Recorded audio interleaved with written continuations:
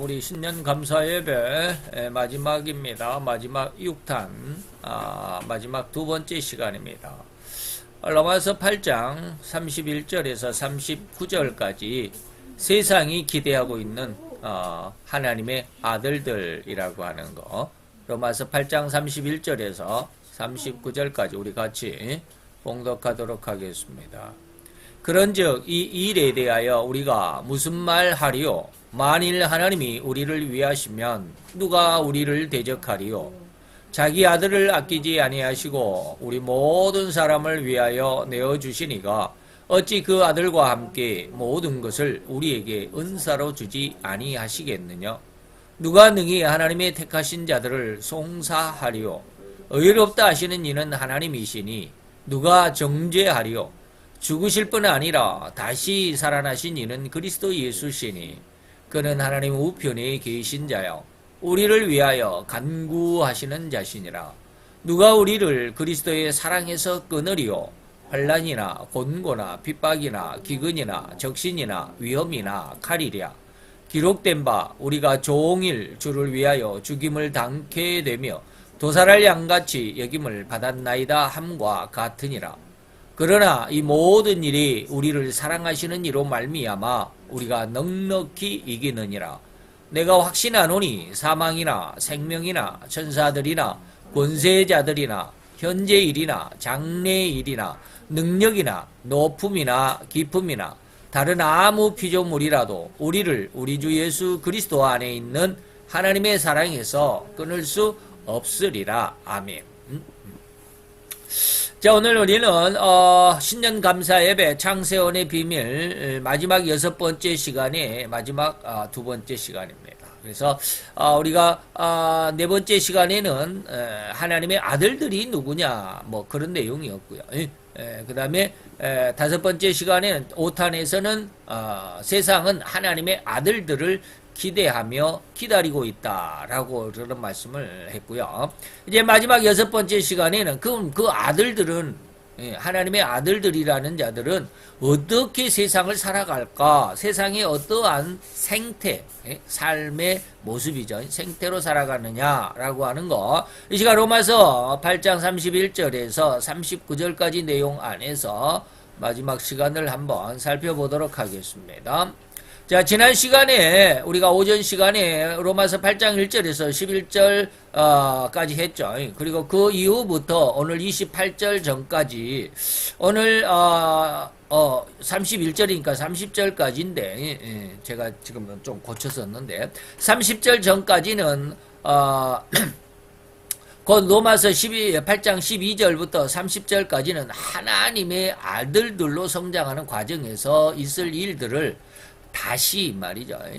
다시 영적인 관점에서 들여다보고 설명하는 부분입니다. 자, 우리가 5장 8장 1절에서 11절까지 오전에 하나님의 아들들, 성화의 네 번째 단계, 하나님의 아들들 네 번째 단계는 예수 그리스도 안에 있는 자들은 결코 정죄함이 없는데 성령의 생명의 법이 죄와 사망의 법에서 저들을 해방했다라고 하는 그런 내용으로 해서 11절까지 쭉 기록이 되어 있었습니다. 그리고 나서 12절부터 오늘 31절 전이니까 30절까지는 어떠한 내용이 있느냐면 하나님의 아들들이 네 과정이라고 그랬죠. 첫째 과정은 뭐요? 예수를 믿고자 해서 교회에 나오기는 하는데 아직 자기가 죄인인 줄 모르는 상황.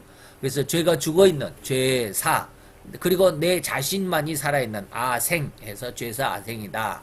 그러다가 은혜를 받고 교회를 쭉 다니다가 말씀을 듣고 설교를 듣고 은혜를 받다 보니까 죄가 말씀 속에서 하나하나 자기 죄가 깨달아지는, 그래서 죄가 살아났다, 죄생, 그리고 내가 죽어진다. 다시 말하면 내가 하나하나 하나님의 말씀에 의해서 하나하나 회개하고 또 하나님 앞에 낮아지게 되고 겸손하게 되고 죄악으로부터 되돌이게 되는, 이것이 내가 죽어간다. 내 혈기와 내 욕심과 내 죄가 죽어간다 해서 아사라고 그랬습니다. 그러다가 또 은혜를 받고 계속해서 신앙생활의 훈련과 반복과 연습이 이어지다 보면 내 마음속에 죄가 있구나라는 것을 깨닫게 되죠. 그래서 로마서 이제 7장 앞장 7장 12절로 마지막 24절 25절이 있는데 25절은 내려놓고 그 안에서 보니까 내 속에 하나님을 사랑하는 믿음, 다시 말하면 의의 법만이 있는 게 아니고 죄의 법이 함께 있었구나. 그래서 내가 무슨 일을 할 때마다, 무슨 말을 할 때마다 선한 의의 믿음의 언행을 하지 못하고 죄의 언행으로 늘 빠지더라. 내 마음속에 두 법이 이렇게 항상 싸우더라. 싸울 때마다 죄의 법이 이기더라 라고 하는 심중의 전쟁을 말씀했습니다. 그리고 로마서 8장으로 넘어와서 1절로 11절까지는 바로 방금 말씀드렸던 성화의 네 번째 단계, 결코 정죄함이 없는 영적인 존재로 성장한다라고 하는 것이죠. 예? 이러한 부분이었습니다. 이번 설계 내용에서는 이러한 내용들 제외하고 하나님의 아들들이 이제 그렇게 아들들이 되어가지고 성장했다면 그들은 어떻게 세상을 살아가나, 세상에 살아가는 모습, 생태를 알아보는 시간으로 31절로 39절까지를 택해서 진정한 성령님의 인도하심을 받는 하나님의 아들들 혹은 영성인들의 생태를 공부하도록 합니다.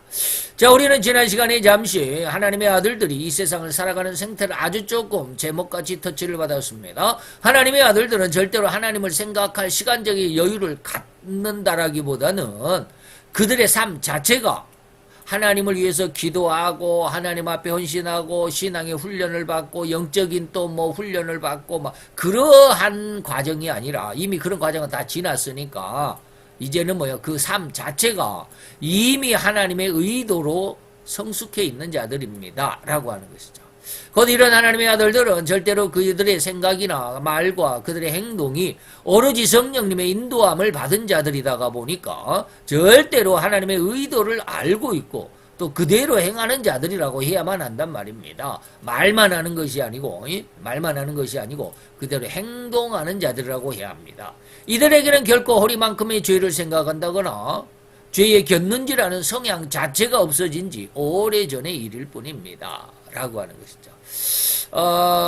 그래서 죄는 항상 저들을 향해서 유혹하고 공격하고 그런다 할지라도 결코 거기에 곁눈질 한번 하지 않을 수 있을 정도로 거룩한 자가 됐다라고 하는 것입니다. 이러한 성품들로 완벽하게 변화를 받았으니까 이제 어찌 세상의 그 어떠한 휘황찬란함이라도 이들을 유혹할 수 있겠는가 이 말이죠. 그 어떤 아리따움이 이들을 유혹해서 곁눈질이라도 치게 할 수 있겠는가 이 말입니다. 결코 그럴 수 없습니다. 다시는 죄가 저들을 걸려 넘어지지 않게 유혹하지도 마음에 미혹하지도 못한다 이 말입니다.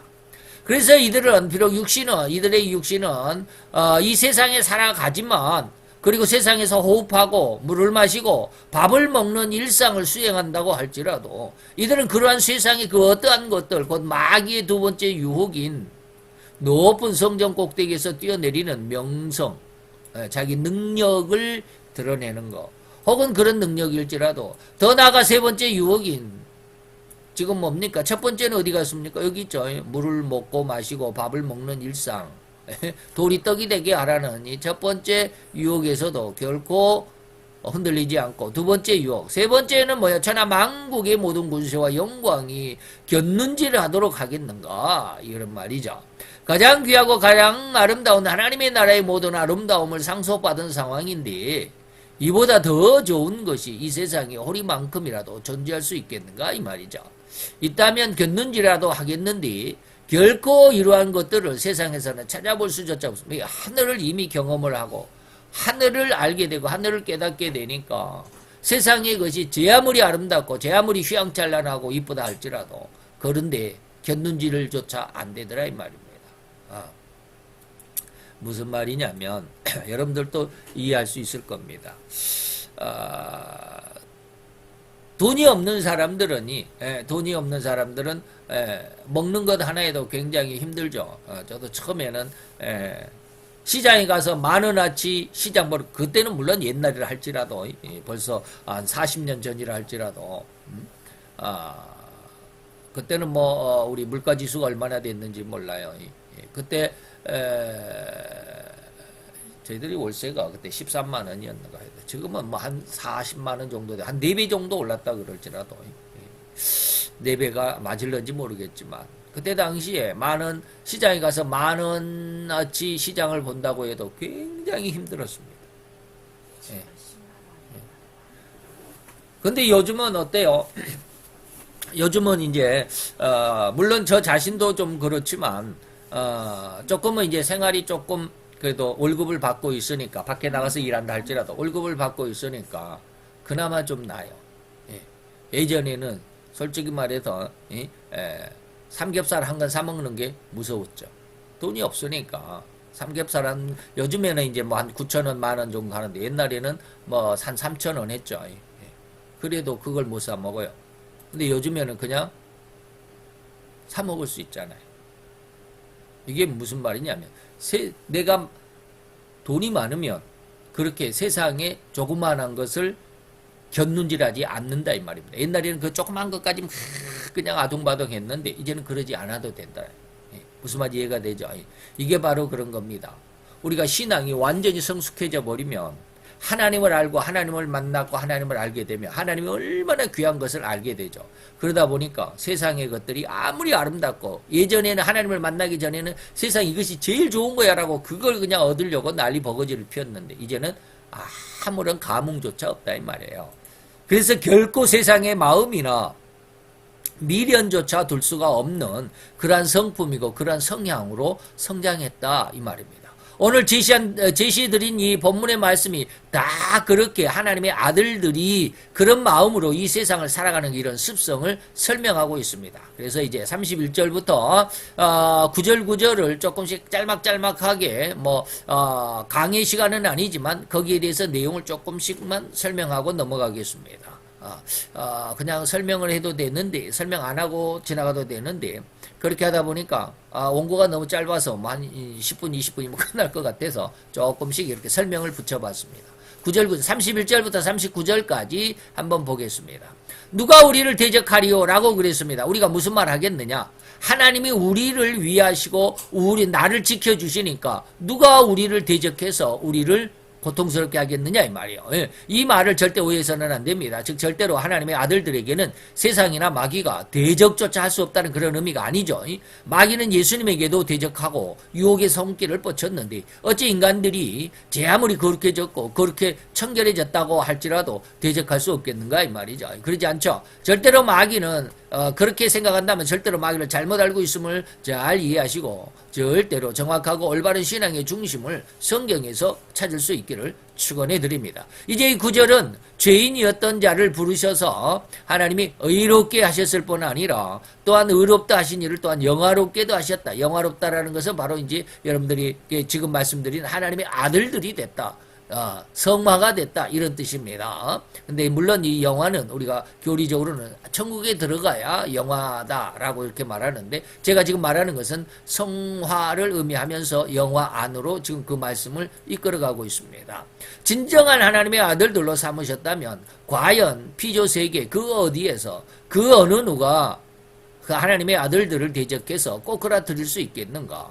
결코 이런 결과는 없을 뿐이라는 의미로 이 구절이 기록된 의도입니다. 세상의 일에 대하여 우리가 무슨 말을 더 하겠느냐? 하나님이 우리를 지키시고 은혜를 주셨으니 누가 세상에서 우리를 대적하겠느냐? 이 말입니다. 이후 말씀드리겠지만 진실로 세상에서 질 수도 지지도 않을 하나님의 아들들에 대한 모든 삶의 진정한 의미를 잘 이해할 수 있어야만 할 것입니다. 32절로 넘어갑니다. 하나님께서 자기 아들 예수를 이 말이죠. 자기 아들을 아끼지 아니하시고 독생자인데도 불구하고 하나님이 아껴보지 않고 우리 죄인들을 위해서 우리 죄인들을 위해서 십자가에 내어주셨다. 내어주신 이는 누구요? 하나님 아버지죠. 하나님 아버지가 우리 죄인들을 위해서 독생자 자기 아들까지 내어주신 그 하나님이 어찌 그 아들과 함께 모든 것을 우리에게 은사로 주지 아니하시겠느냐라고. 하나님의 아들을 주었다면 이 세상은 뭐 아무것도 아니잖아요. 먼지 한 알갱이와 같다고 그랬습니다. 이사야서 10장에 보면 세상의 모든 섬들은 뭐요? 떠오르는 한 알의 먼지 알갱이만 하다. 하나님이 그냥 훅 한번 불어버리면 세상은 순식간에 없어져 버립니다. 그러면 세상은 아무것도 아니다라는 거잖아요. 근데 그런 아무것도 아닌 세상 속에 인간을 두셔가지고 그 인간을 위해서 하나님이 자기 아들을 아껴보지 않고 그 인간, 죄인된 인간, 뭔지 한 알갱이만도 못한 인간들을 위해서 자기 아들의 생명을 내주셨다. 그렇게 했다면 그 아들과 함께 그 외 모든 것은 다 은사로 모든 것을 공짜로 주겠다. 하나님은 절대로 삼위일체 하나님의 모양과 형상을 받아 피조된 인류, 인간이 하나님의 엄명을 어겼다. 창세기 3장이죠. 선악과. 곧 범죄함으로 그 대가가 뭐예요? 죽음이라는 점은 우리가 변할 수 없는 철칙이었습니다. 그래서 히브리서 9장 27절에 이렇게 말합니다. 사람에게 한 번 죽는 것은 사람에게 정하신 거예요. 딱 이거는 변할 수가 없어요. 그러나 그 위에 심판이 있다. 자, 이렇게 영원한 죽음, 곧 영원한 멸망을 받을 수밖에 없는 인류를 위해서 하나님은 절대로 구원하는 한 방편으로, 여기가 조금 말이 이상해졌다. 구원의 한 방편으로 예수님을 십자가의 인류의 죄값을 대신하여 죽게 하심으로 인간의 생명으로 태어난 전 인류가 이런 단 한 번의 십자가, 예수의 십자가의 대속으로 영원한 생명을 얻게 되었죠. 바로 그렇게 단 한 번밖에 없는 독생자, 하나밖에 없는, 한 번이 아니라 하나밖에 없는 독생자까지라도 우리 죄인들의 죄값을 위해 분연히 내어주신 하나님의 사랑을 우리가 알게 된다면, 진정으로 알게 된다면 그 독생자보다 더 귀하고 아깝다고 여길 수 있는 것이 과연 무엇이겠으며 어디엔들 거기 그 자기 아들보다 더 중요한 게 있겠냐 이 말이죠. 오로지 최고의 것을 우리 죄인들을 위해 주셨던 것은 그 최고 가치 아래의 모든 것은 아예 두 번 다시 생각조차 할 여지도 없이 무한하게 모조리 아낌없이 몽땅 내어주실 수 있는 성품이라는 사실을 깊이 깨달으라는 의도의 하나의 권면입니다. 오늘 32절이 바로 그렇습니다. 그래서 하나님이 나를 위하시면 내가 뭘 못하겠느냐, 또 누가 나를 괴롭게 하고 힘들게 하겠느냐라는 뜻이다라는 것이죠. 33절로 넘어갑니다. 그 다음에 누가 능히 하나님의 택하신 자들, 하나님의 아들들을 송사하리요. 송사하는 거 아시죠? 재판이 넘겨주는 것입니다. 의롭다 하시는 이는 하나님이시기 때문이다 라고 하는, 송사라고 하는 것을 제가 사전에 찾아보니까 백성끼리 분쟁이 있을 때 정부에 호소하여 판결을 구하던 일을 송사라고 그러죠. 그래서 누가 능히 하나님의 택하신 자들을 송사하겠느냐. 자, 하나님 쟤들 이거 이렇게 했습니다, 저렇게 했습니다라고 누가 나를 고발하겠느냐 이 말이에요. 이거 물론 이제 여기서 보면 욥기에 보면 바로 그런 내용들이 있습니다. 송사한 일은 욥기를 읽어보면 마귀가 하나님께 동방의 의인 욥을 송사한 상황을 엿볼 수 있습니다. 이 송사로 인해서 욥은 10명의 자녀를 한순간에 몰살을 당하는 아픔을 그리고 또 재벌급이라고 할 수 있었던 모든 그 재산을 순식간에 모조리 도적들에게 빼앗기고 아내도 달아나고 자기 몸도 엄청난 악창병으로 고생을 할 수밖에 없게 되는 이러한 상황까지로 나가게 된 것입니다. 이게 뭐예요? 송사한다라는 것입니다. 이렇게 마귀가 하나님 앞에 욥을 송사해가지고 욥이 이렇게 힘든 고통을 겪었다 이 말입니다. 그런데 이번 구절에는 하나님의 아들이 된 자들에게는 결코 어떤 자도 송사할 수 없다라는 취지로 오해할 소지가 있다는 것입니다. 송사를 못한다는 게 생각하지 말라. 누가 송사를 하리요라고 했던 것은 송사를 못하는 것이 아니라 욥과 같이 이렇게 송사를 당할지라도, 욥과 같이 이런 엄청난 어려움을 당할지라도 믿음이 굴복되지 않는다라는 뜻입니다. 그래서 송사할 수 없다는 취지로 오해하지 않기를 바랍니다. 그러나 그렇게 하나님의 아들들에게는 세상 그 무엇도, 세상 그 누구도 건드릴 수 없을 정도라는 의미가 아니라 이런저런 수없는 송사와 탄원조차도 아무런 영향을 주지도 못한다라는 의미입니다. 이것은 이제 결말의 39절의 의미와도 같은 내용이 되겠죠. 그것 이따 보고요. 34절로 넘어갑니다. 또한 하나님의 아들들은 누가 정죄하리, 죄가 있다라고 누가 죄를 고하겠느냐 이 말이에요. 죽으실 뿐 아니라 다시 살아나신 이는 그리스도 예수시니 그 예수는 하나님 우편에 계신 자요 우리를 위하여 간구하시는 자. 정죄하는데 왜 갑자기 예수님의 십자가와 예수님의 부활이 나타나는 걸까요? 정죄는 뭐요? 죄를 뭐요? 죄값을 치러라라고 하는 것이죠. 그 죄값이 뭐요? 예수님의 십자가 사건이잖아요. 그리고 다시 부활 사건. 하나님의 우편에 앉아 계신 자. 그가 우리를 위해서 지금도 기도하시는데 너희들의 죄를 누가 이렇다 저렇다 하지 못하게 될 거다라는 것입니다. 하나님의 절대적인 은혜로 하나님의 아들로 성장한 성도라고 한다면 절대로 그렇게 성장시킨 하나님의 아버지의 지키심은 절대적이라고 해야 할 것입니다. 게다가 성자 예수님은 이런 하나님의 아들로 성장했을지라도 다시는 죄악이나 마귀가 건드릴 수조차 없는 구중 궁궐에 들여 앉혀놓고 아무도 접근조차 못하게 하는 그런 상황으로 성도들을 보호하시는 게 아닙니다. 지금 이 말 이해가 됩니까? 자, 성자 예수님은 하나님의 아들들로 성장했을지라도 성도들이 하나님의 아들이 지금 우리는 지금 중심 주제죠. 하나님의 아들로 영성인으로 성장했을지라도 영성인으로 성장했다고 한다면 그를 죄악이나 마귀가 건드릴 수조차 없는 아주 깊은 구중 궁궐에 들여 앉혀놓고 아무도 접근조차 못하게 꽉 막고 있는 것이 아니다라는 겁니다. 오해하면 안 됩니다. 예. 성도가 되니까 절대로 죄를 안 짓는다. 그렇게 생각하지 말라는 거예요. 절대로 하나님의 아들로 성장했을지라도 여전히 마귀는 영원한 불못으로 던져지는 그 순간까지, 영원한 심판을 받는 순간까지 하나님을 방해하는 일을 쉴 수조차 없는 흉악한 자요.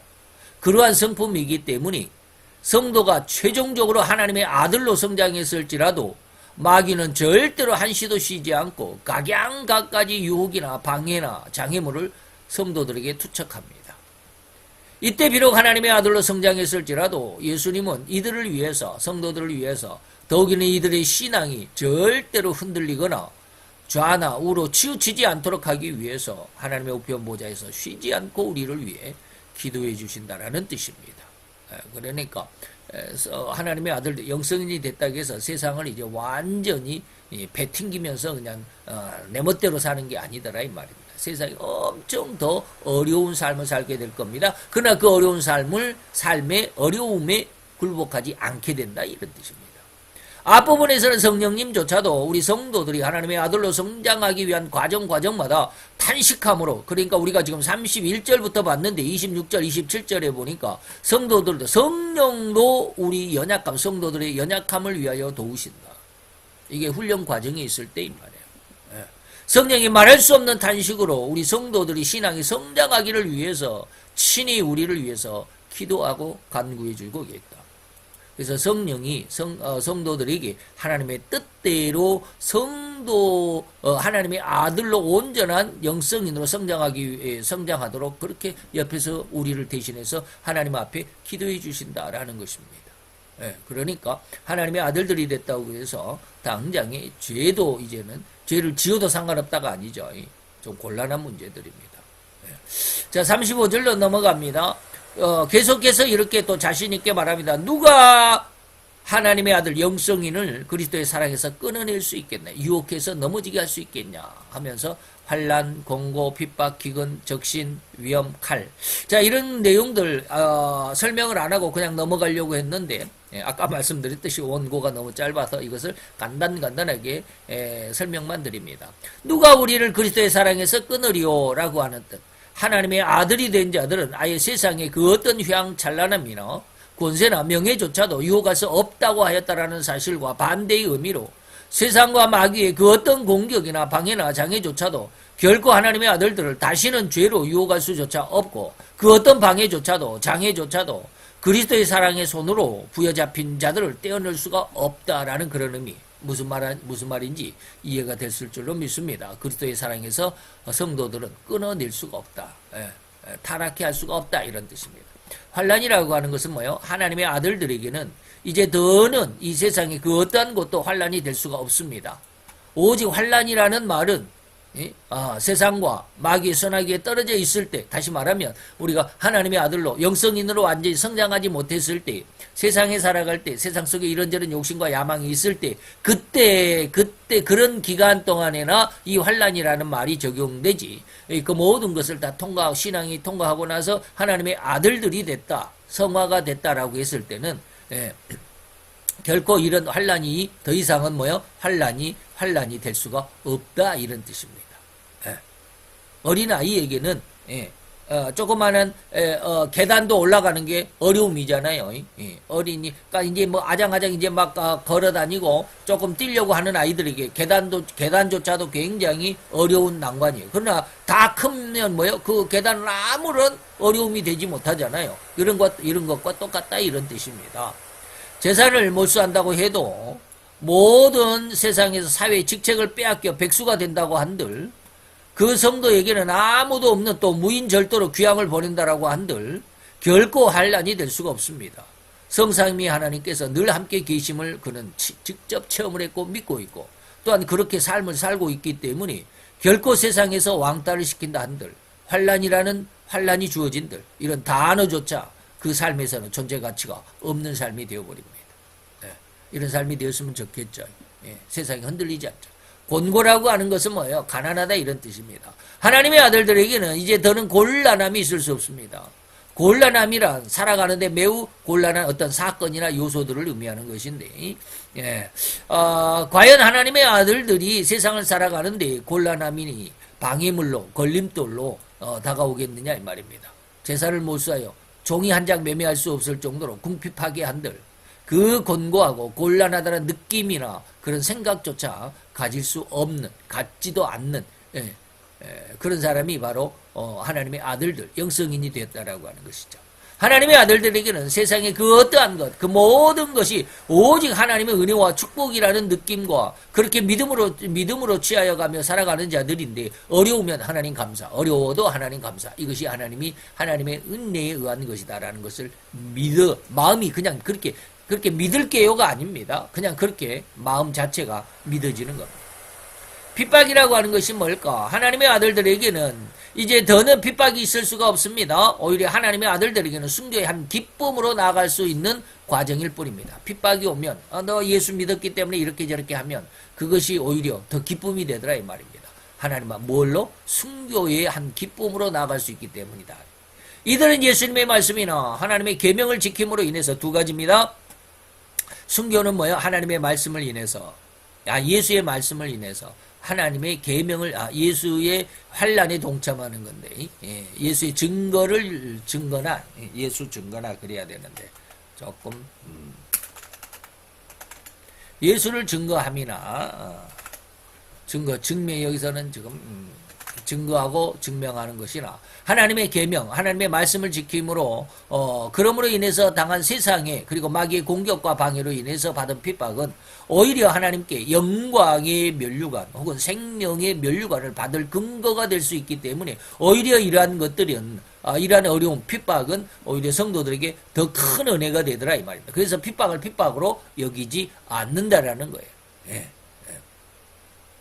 자, 이게 계시록 2장 10절입니다. 내가 죽도록 충성해라. 그러면 생명의 면류관. 왜? 생명을 다시 말하면 죽도록은 뭐예요? 생명을 바쳤으니까 순교했으니까 생명으로 갚아줄게 이런 뜻입니다. 계시록 17장 17절에 보니까 누가? 하나님이 말이에요. 하나님의 한 뜻을 이루게 하신다. 그래서 하나님의 나라, 하나님의 백성, 교회와 교회 성도들을 그 흉악한 짐승에게 주어서 하나님의 말씀이 응하기까지 이 짐승에게 하나님의 나라 하나님의 백성들을 짐승에게 내어주면 얼마나 어렵고 핍박을 받겠습니까? 그러므로 인해서 하나님의 말씀이 이루어진다라는 뜻입니다. 야고보서 1장 12절 생명의 면류관 여기 또 나옵니다.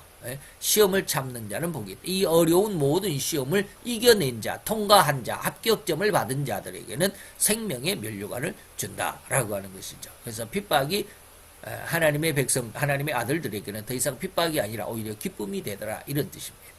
기근 흉년이죠. 하나님의 아들들에게는 이제 더 세상에 또 자연계에서 일어나는 흉년이나 기근으로 인한 굶주림까지를 두려워하는 마음일랑 눈꽃만큼 허리만큼도 없다 있겠는가 이 말. 없다 이런 뜻이죠. 하나님의 아들들은 오로지 하나님이신 전지전능하신 하나님이 모든 것을 채워주실 것임을 그냥 믿음으로 알고 있는데 그래서 채워주지 않으면 그것으로 뭐요?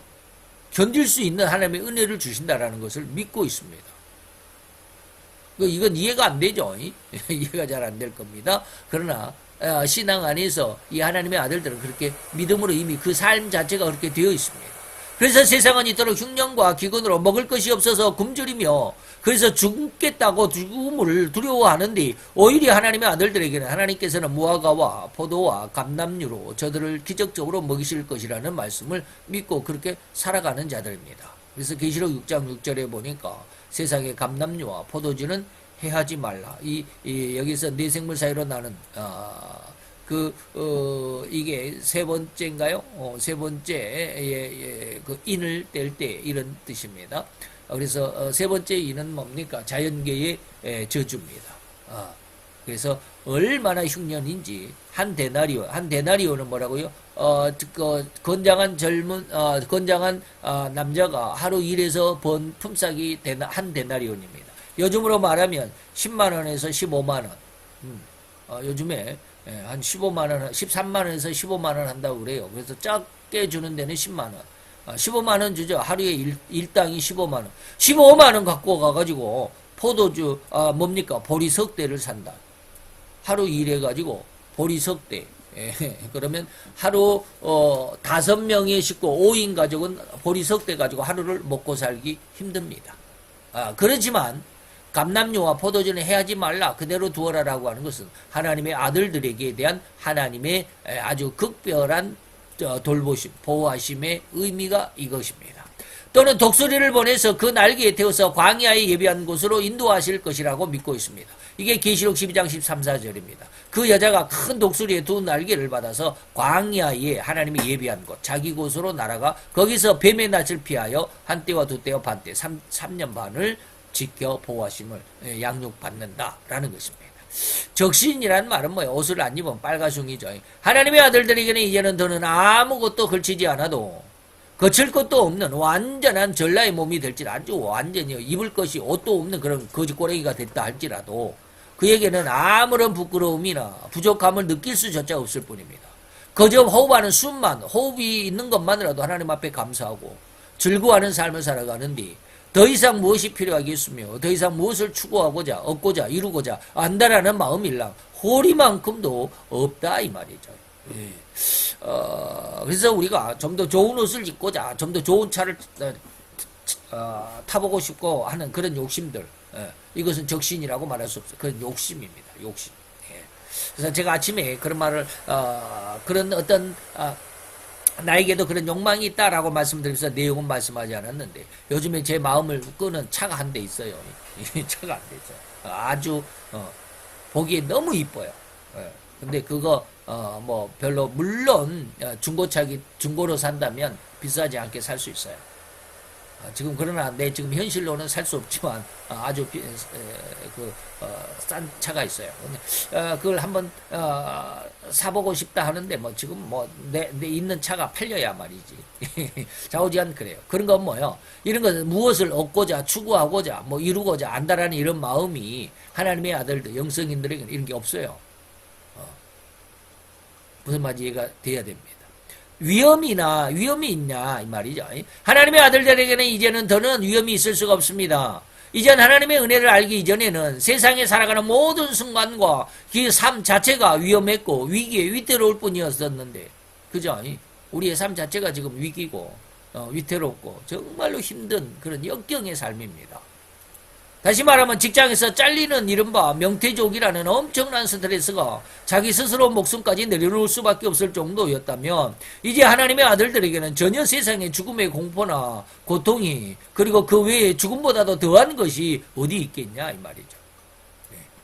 죽은 것도 하나님 앞에 영광이고 순교고 감사한데 그렇다고 한다면 죽음 외에 그 어떤 것이 하나님의 아들들 영성인들에게 고통이 되겠냐 이 말이에요. 절대로 세상에 그 어떤 것도 하나님의 아들들에게는 위험일 수가 없습니다. 그냥 웃으면서 옷깃에 내려앉은 먼지 한 알갱이를 툭 털어내듯 한 그런 상황으로 다가올 뿐이다. 이런 말입니다. 오히려 그런 위험이 올 때마다 하나님의 아들들에게는 더욱 기쁨으로 여겨질 것입니다. 로마서 5장 3절에 보니까 우리가 환난 중에도 하나님 앞에 늘 즐거워하더라 이런 뜻입니다. 칼이라고 하는 것이죠. 목숨을 위협하는 것, 총과 칼. 하나님의 아들들에게는 이제는 더는 죽음이 두려움의 대상이 될 수가 없다. 이미 주에서 청결함을 받는 과정에서 생명조차도 하나님의 의도대로 하나님의 원하시는 대로 하나님의 의도와 원하심은 오로지 성도들의 생명까지라도 가장 아름답고 최고의 아름다움으로 인도하실 것이라는 사실을 확신하게 되었고 이것을 믿고 있으니까 그 인생 중 무엇이 미련이 남겠고 무엇이 부족하다고 생각하겠는가 이 말이죠. 죽음조차도 아무런 가치가 없는 그저 하나님의 영광을 위한 하나의 과정으로 여길 수 있는 그런 믿음이었기 때문에 더는 죽음이 하나님의 아들들이 살아가는 삶이나 삶의 길을 방해조차 할 수 없다라는 거. 칼이라고 하는 것, 총이라고 하는 거 아무런 의미가 없는 거예요. 예. 우리는 칼 앞에서 그냥 총 앞에서 벌벌 떨잖아요. 저도 지금 뭐 누가 칼을 들이댄다면 떨지 모르겠어요. 뭐 떨겠지. 사도행전 4장 19절 20절. 자, 20절에 보니까 우리가 보거든요. 절대로 너 예수를 증거하지 마라. 베드로와 요한에게 사내들인 공회, 다시 말해 대제사장과 제사장과 공회 율법사들 70명 앞에서 이렇게 절대로 베드로와 요한에게 예수를 증거하지 말라. 전도하지 말라라고 그러니까 우리는 보고 들은 것을 말하지 아니할 수 없다. 결코 이런 협박에 굴복하지 아니할 수. 칼, 꼭 물질적인 칼만이 아니라 협박도 그러죠. 자, 36절로 넘어갑니다. 기록된 바 우리가 종일 주를 위하여 죽임을 당케 되었고 예수를 믿는다라고 하는 것 때문에 세상에 죽이겠다라고 하는 그런 어떤 엄청난 협박이 있고 도살할 양과 같이 여김을 받았다. 도살장에 끌려가는 양과 같이 우리가 종일 위하여 주를 위하여 죽임을 당케 된다. 하나님의 아들들에게 살아가는 모든 날이 위험이고 죽음의 공포가 공격해 오는 일정일 뿐입니다. 앞으로 이런 시대가 올 겁니다. 예. 지금 어떤 사람이 예언을 했다고 지난번에 한번 말씀드렸죠.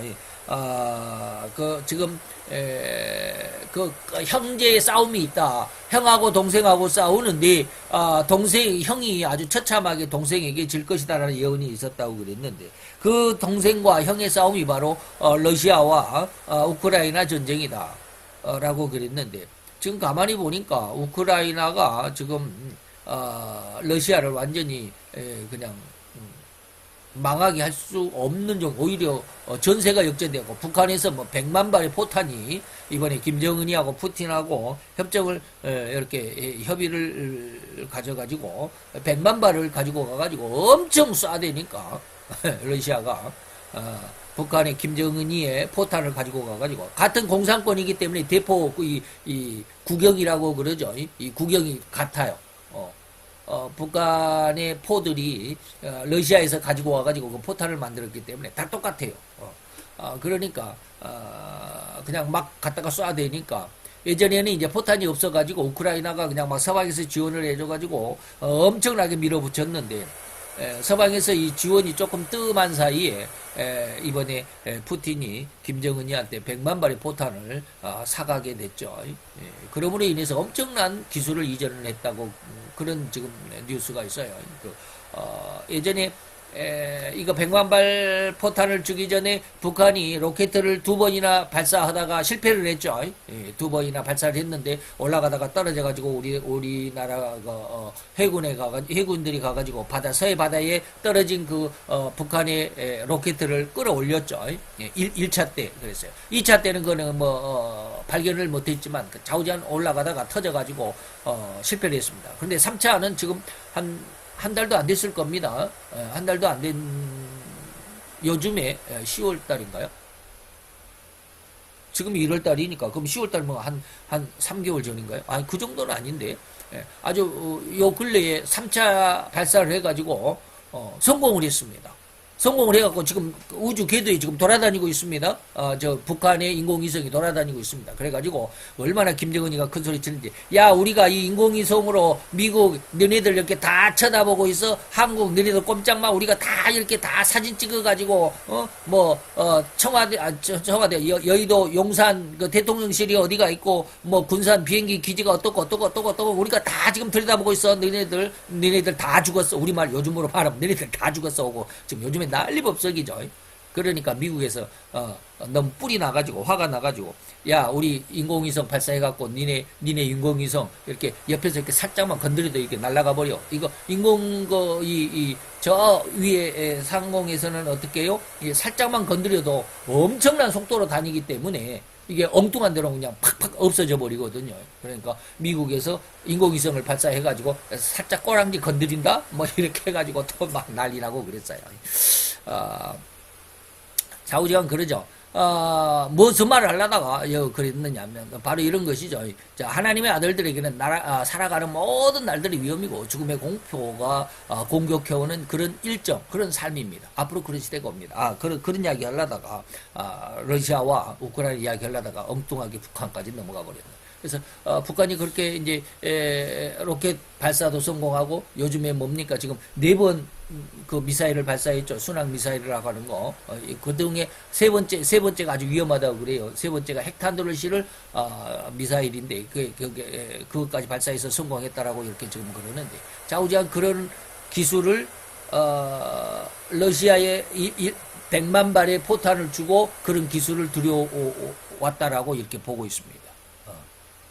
그래서 지금 그렇게 로켓도 2번이나 실패했는데도 러시아의 기술을 받아가지고 세 번째는 성공하게 되고 그리고 그렇게 핵탄두를 장착할 수 있는 순항 미사일을 쏴서 그것도 성공시키고 지금 그렇게 되겠다. 이게 뭐예요? 죽음의 공포가 우리를 위해서 다가오게 되죠. 근데 그런 죽음의 공포뿐만 아니라 성도들에게는 이 러시아가 성경에서 말하는 적그리스도죠. 적그리스도가 어떻게 해요? 죽었다가 살아나게 되는 그런 기적이 있다라고 그랬습니다. 그래서 요즘에 어떤 그 예언가들이 형하고 동생하고 싸우는데 동생이 이기게 된다. 형이 아주 처참하게 지게 된다라고 그랬는데 요즘 상황을 보면 북한에서 100만 발의 포탄을 사서 가지고 와가지고 이게 질 것 같지가 않아요. 요즘에 그 전쟁 판세로 보면 질 것 같지가 오히려 우크라이나가 지금 굉장히 위기에 몰려 있습니다. 그 100만 발 포를 그냥 막 하루에 몇만 발씩 그냥 팡팡 쏴대도 지금 계속해서 쏠 수 있는 포탄 여력이 있으니까 우크라이나는 지금 그러지 못하죠.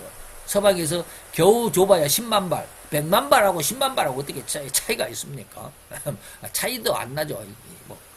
그렇게 하다 보니까 우크라이나가 지금 완전히 수세에 몰렸다고 그러는데 그런 과정에서 보면 이제 러시아가 그렇게 죽은 것 같은 상황에서 다시 부활하는 그럼으로 인해서 세계에 이제 완전히 미국을 멸망시키는 그런 전쟁이 오게 될 겁니다. 그 전쟁이 바로 3차 전쟁인데 지금은 러시아와 우크라이나 전쟁은 3차 전쟁이 아니고 또 지금 이스라엘과 하마스의 전쟁, 뭐 이란, 이라크 이렇게 해가지고 이슬람 족속들과의 이 전쟁 이것이 3차 전쟁이 아닙니다. 아직은 아닙니다. 그것이 3차 전쟁이 시작이 될 것이다라고 그러는데 그러지는 않아요. 아직은. 물론 그럴 수도 있겠지만 아직은 그렇지 않습니다. 미국과 러시아가 이스라엘에서 싸우게 되는 상황이 3차 전쟁입니다. 어쨌든지 그렇습니다. 자, 이렇게 그리스도인들에게는 죽음의 공포가 바로 그런 3차 전쟁 때 어마어마하게 인류의 3분의 1이 죽을 정도로 1년이 아니죠. 매일 전국적으로 보면 240만 명이 죽습니다. 매일 3년 반 동안 인류의 3분의 1이 죽으니까 통계학적으로 보면 그런 죽음의 공포가 공격해오는 그런 일정이 성도들에게 그래서 우리는 날마다 죽임을 당게 됩니다. 절대로 마귀의 표가 없으면 종이 한 장 살 수 없을 정도로 온 세상에 하나님의 아들들이 신앙인들이 성도들이 다시 말하면 영성인들이 살아갈 수 없을 정도로 모든 측면에서 올가매는 그런 상황이 되게 된다 이런 것이잖아요. 그래서 사도행전 9장 24절에 보니까 사울이 그를 죽이려고 밤낮으로 이것은 뭐야? 바울 사도죠. 사도를 죽이려고 성문을 지키고 바울이 하도 이거 유대인들입니다. 유대인들 중에서도 사울도 이제 바울이 됐지만 유대인이잖아요. 이렇게 개종한 유대인이잖아요. 바울은. 그래서 그런 개종을 했기 때문에 아주 그냥 뿌리 깊은 유대교의 유대인들이 사울을 굉장히 거부하고 반대하죠. 그래서 죽이려고 했다 이런 뜻입니다. 도살할 양과 같이 여김을 받았다. 자, 하나님의 아들들이 살아가는 세상은 절대로 외형으로는 평안할 수가 없습니다. 온통 세상이 마귀의 흉악함을 받들어 죽이고자 혈안이 된 나날들 바로 이제 사울을 죽이고자 했던 같은 족속임에도 불구하고 너는 예수를 믿었다. 우리는 여호와 하나님을 믿는데 이런 뜻이죠. 그래서 서로 죽이고자 하는 이런 온통 세상이 마귀의 흉악감을 받들어서 서로 죽이고자 혈안이 된 나날들을 살아가고 있으니 말입니다. 오로지 세상살이가 도살장에 들어가 도살의 시간을 기다리고 있는 양의 상황과 같은 삶이니 오직 세상의 하루하루가 죽음 앞에 놓인 삶일 뿐이더라는 말입니다. 그래도 하나님의 아들들은 절대 이런 세상에 굴복하거나 두려워 무릎을 꿇는 삶이 될 수가 없을 것입니다. 그래서 천만인이 나를 둘러쳐서 나를 죽이려고 할지라도 나는 두려워하지 않겠습니다. 이사야가 시편 3편입니다. 우리가 1편인가요? 사망의 음침한 골짜기를 다닐지라도 우리가 해를 두려워하지 않습니다. 이런 말씀도 있죠. 자, 이러한 부분 하나님의 아들들이 육신의 세상에서 살아가는 동안이 결코 신앙이 흔들리지도 않는 굳건한 신앙생활의 모습들을 보여주고 있습니다. 곧 이러한 삶은 절대로 세상을 초월하여 세상과는 현저하게 동떨어진, 아까 이제 제가 그런 말을 했죠. 구중궁궐에 이렇게 딱 모셔놓고 너는 하나님의 아들들이 됐으니까 합격했으니까 여기 딱 절대로 다른 것은 근접도 접근조차 못해 이렇게 하는 것이 아니다 이 말입니다. 동떨어진 흔히 휴거하여 대환란을 당하는 이 세상의 삶과는 전혀 관계가 없는 삶과 같은 해석을 적용해서는 안 됩니다. 다시 말하면 여기에서 제가 아까 이제 구중궁궐에 성도가 됐으니까 구중궁궐에 딱 모셔놓고 너는 절대로 내가 보호해줄게 라고 이렇게 하는 거, 이것을 여기서는 지금 제가 휴거로 비유를 했습니다. 휴거가 꼭 그런 것 같죠? 하나님의 아들들이 됐으니까 너는 휴거를 딱 시켜가지고 저 공중에서 예수님을 만나고 이 지상에서는 엄청난 대환란을 당하고 하나님은 하나님의 아들들에게 휴거시켜가지고 환란을 당하지 않도록 하는 그런 하나님이 아니다. 그렇게 하나님은 하나님의 백성, 하나님의 아들들을 그렇게 따로 떼어놓고 고통당하지 않게 하지 않는다 이 말입니다. 고통을 당하더라도 능히 이겨내는 마음, 이겨낼 수 있는 믿음을 주었다 이런 뜻입니다. 비록 그가 하나님의 아들로 성장한 신앙인일지라도 절대로 그의 생명이 이 세상에 살아가는 동안에는 숱하게 많은 이러저러한 마귀의 공격과 방해와 장애에 다닥칠 수밖에 없음을 의미합니다. 그러나 그러한 수없이 많은 공격과 방해와 장애일지라도 결코 그 앞에 무기력하게 쓰러져 포기하거나 절망하는 일이란 결코 있을 수 없다. 오히려 목숨을 빼앗기는 한이 있더라도 결코 마귀의 공격이나 방해나 장애에 굴복하는 일이 없다. 이것이 바로 진정한 신앙인, 영성인이고 하나님의 아들들의 신앙, 심성입니다. 바로 이러한 마귀의 공격이나 방해나 장애 안에는 본 구절의 환난이나 공고나 핍박이나 기근이나 적신이나 위험이나 칼까지라도 또한 주님을 위해 목숨이 끊어질 위기일지라도 또는 도살장에 끌려간 양과 같은 상황에 부딪힐지라도 하나님의 아들들은 절대로 넉넉히 포함되어 있다. 거기에 넉넉히 이긴다. 이김에 포함되어 있다. 이런 뜻입니다. 37절로 넘어갑니다. 그러나 이 모든 일에 우리를 사랑하시는 우리를 하나님의 아들이 되게 했던 하나님의 사랑이 우리로 넉넉히 이기게 한다. 우리가 넉넉히 이기느니라. 35절에 환난이나 공고나 핍박이나 기근이나 적신이나 위험이나 칼이랴. 36절에 죽임을 당할 위기나 도살당할 양의 상황일지라도 더욱 각양 더 다양한 상황이 내몰리고 죽음의 흉악함과 두려움에 다닥칠지라도 하나님의 아들이 된 자들은 결코 이러한 일들에 대해 두려움조차 느끼지도 않는 그런 심성입니다. 세상에 그 어떤 곤란함이 태산이라도 무너뜨릴 것 같은 위용을 자랑하며 파도가 몰아칠지라도 순식간에 파도는 잔잔해지고 바닷가에는 흉흉했던 파도의 위험과는 전혀 딴판에 온갖 쓰레기들로 가득 채워진 상황처럼 마귀의 온갖 것들, 세상의 온갖 잡다한 잡음들을 절대로 하나님의 아들들의 마음에 흠집 하나 낼 수 없을 것이고 이를 위해 하나님도 죽었다가 다시 살아나신 예수님이 굳건하게 지켜주신다라는 것이 아니겠는가 이 말이에요. 그래서 두려워 말라 내가 너와 함께함이라. 이게 이사야서 41장 10절입니다. 두려워 말라 내가 너와 함께함이라. 놀라지 말라 나는 너의 하나님이 됨이라. 내가 너를 굳세게 하리라. 참으로 너를 도와주리라. 참으로 나의 의로운 오른손으로 너를 붙들리라. 라고 하는 것이죠. 절대로 하나님의 아들들로 성장한 성도는 물론 모든 신자까지 흔들리지 않도록 지켜주신다는, 그래서 예수님도 하나님의 우편 보좌에서 우리를 위해서 기도하시고 성령님도 우리의 마음속에서 탄식하면서 기도하시는, 우리를 지켜주시는 이런 하나님의 이 약속이 있음을 믿을 수 있어야겠습니다. 38절 9절을 한꺼번에 봅니다. 여기에 보면 10가지의 환란이 옵니다.